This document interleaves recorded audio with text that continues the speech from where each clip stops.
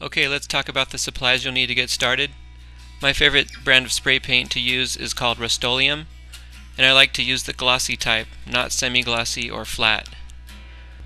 The cheaper brands of paint are fine to use too, just keep in mind that they have more solvent in the can and less actual pigment, which makes the paint runnier and causes the colors to bleed together more. Save you a lot of time when you're painting. This blue tape is called painter's tape, and it's great for taping down stencils or making borders around your paintings.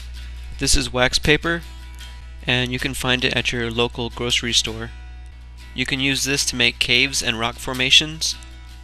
You can also use it to layer in between. These are called palette knives.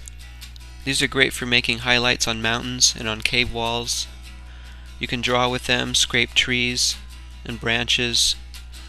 They come in a lot of different sizes for adding highlights or coloring in large areas.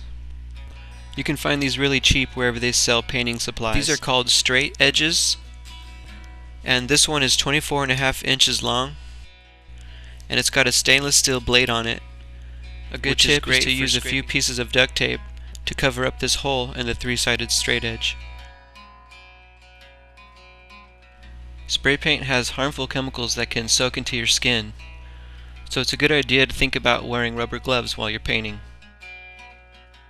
The most important supply you'll need for painting is a respirator or face mask. You want to make sure the face mask you get is capable of removing the overspray and the fumes from the air you're breathing. These are called planet stencils, and these are just different tops and lids to different containers I've found. My favorite ones to use are these large tin ones that come with some popcorn or cookie containers. It's a good idea to make some handles on your planet stencils. And you can do this by sticking a piece of duct tape on top and leaving a little flap that you can hold on to. This will make it a lot easier to lift up your planet stencil. And these are the other type of planet stencils I like to use. All you need to do is use a can opener and cut both ends off of these to make them hollow cylinders.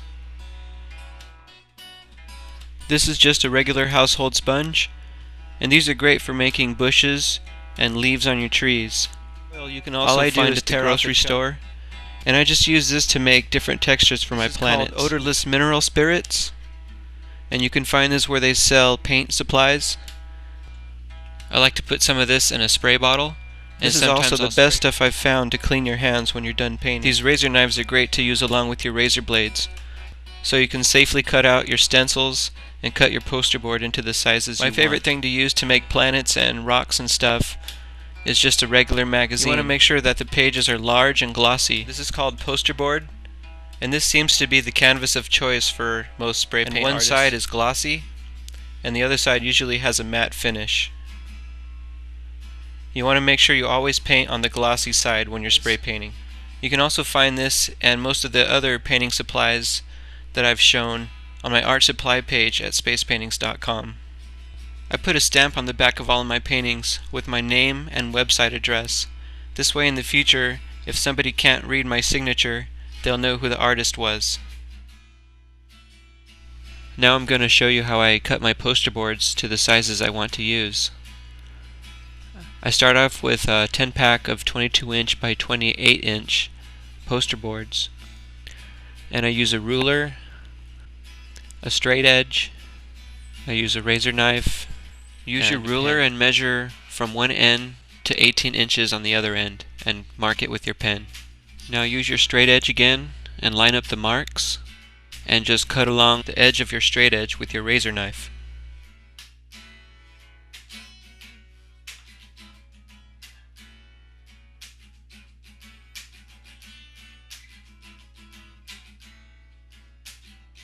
Now you have some perfectly cut 14-inch by 18-inch poster boards. Now don't throw away those extra pieces there on the side. You can use those to... Before you start all of your paintings, you want to make sure you tape it down on the back so it doesn't slide around or lift up on you while you're painting. What I do is just take a piece of duct tape, tear a piece off, and just loop it inside out so it's sticky on all sides. You want to have a piece of plywood or a board that's a little bit bigger than the painting you're going to be doing. That way you can stick your painting onto that and you'll be able to turn your painting as you're making it.